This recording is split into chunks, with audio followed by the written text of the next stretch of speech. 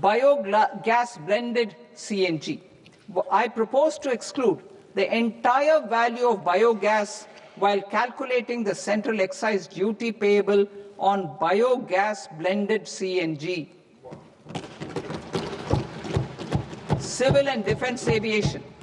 I propose to exempt basic customs duty on components and parts required for the manufacture of civilian training and other aircrafts. It is proposed to exempt basic customs duty on raw materials imported for the manufacture of parts of aircraft to be used in maintenance, repair, or overall requirements by units in the defense sector. Electronics. To deepen value addition in the consumer electronics sector, I propose to exempt basic customs duty on specified parts used in the manufacture of microwave ovens. Special economic zone.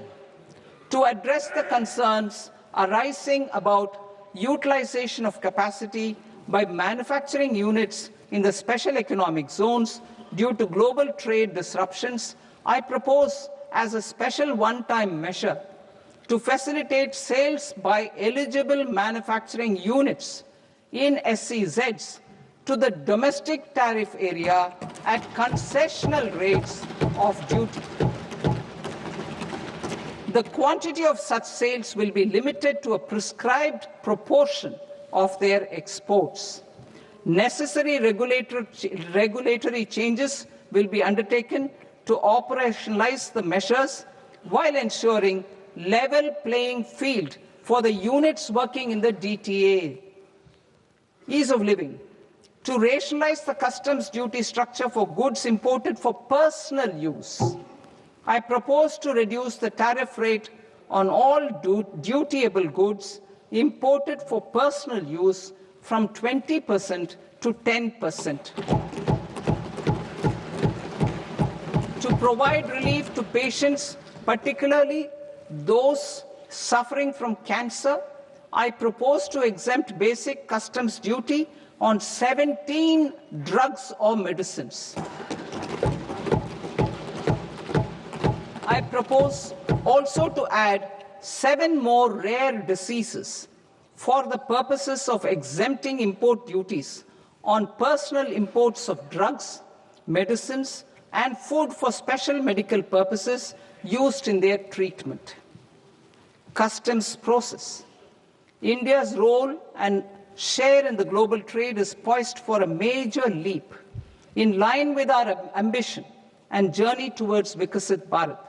In this regard, I propose many measures for custom processes to have minimal intervention for smoother and faster movement of goods and greater certainty to the trade. Trust-based systems.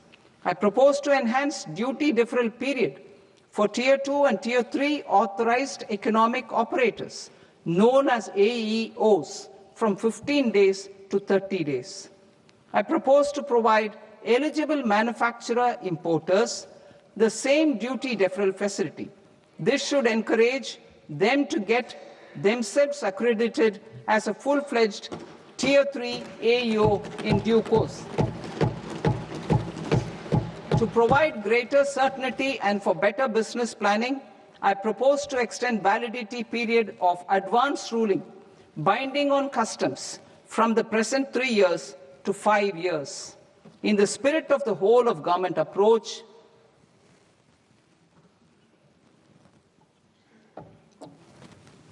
government agencies will be encouraged to leverage AEO accreditation for preferential treatment in clearing their cargo. Regular importers with trusted, long-standing supply chains will be recognized in the risk system so that the need for verification of their cargo every time can be minimized. Export cargo using electronic sealing. Export cargo using electronic sealing will be provided through clearance from the factory premises to the ship. For import of goods not needing any compliance, filing of bill of entry by a trusted importer and arrival of goods will automatically notify customs for completing their clearance formalities. This will enable goods to be released immediately on arrival. The customs warehouse framework will be transformed into a warehouse operator-centric system with a self-declarations, electronic tracking, and risk-based audit. These reforms will move away from the current system of officer-dependent approvals and reduce transaction delays and compliance costs. Ease of doing business. Approvals required for cargo clearance from various government agencies will be seamlessly processed through a single and interconnected digital window by the end of the financial year. Processes involved in clearance of food, drugs, plant, and animal and wildlife products, accounting for about 70% of interdicted cargo, will be operationalized on this system by April 2026 itself. For goods not having any compliance requirement, clearance will be done by customs immediately after online registration is completed by the importer, subject to the payment of duty. Customs integrated system will be rolled out in 2 years as a single integrated and scalable platform for all customs processes. Utilization of non-intrusive scanning with advanced imaging and AI technology for risk assessment will be expanded in a phased manner with the objective to scan every container across all the major ports. New export opportunities to support Indian fishermen to fully harness the economic value of marine resources beyond our territorial waters. The following measures will be taken. A. Fish catch by an Indian fishing vessel in exclusive economic zone or on the high seas will be made free of duty. Landing of such fish on foreign port will be treated as export of goods.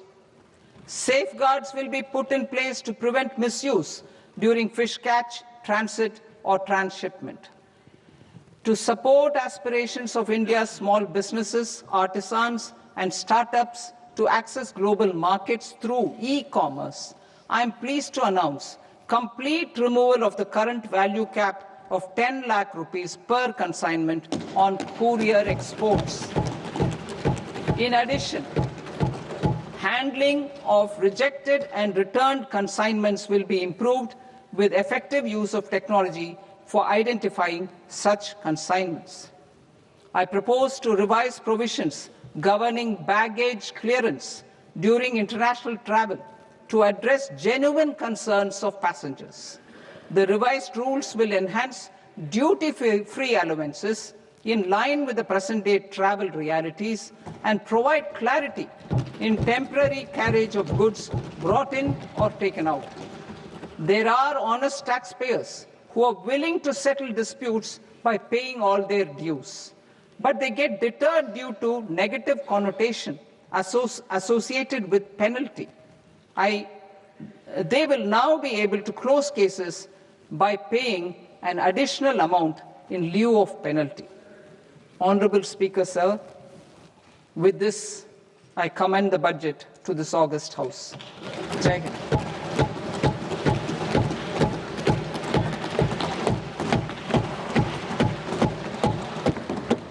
One and a half hours.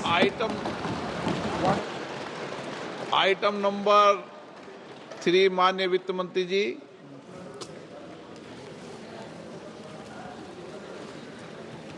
Item number 2, sir. 3. Sir, with your permission, I rise to lay on the table of the following statements under Section 3, 1 of the Fiscal Responsibility and Budget Management Act of 2003. Medium-term fiscal policy cum fiscal policy strategy statement and macroeconomic framework statement.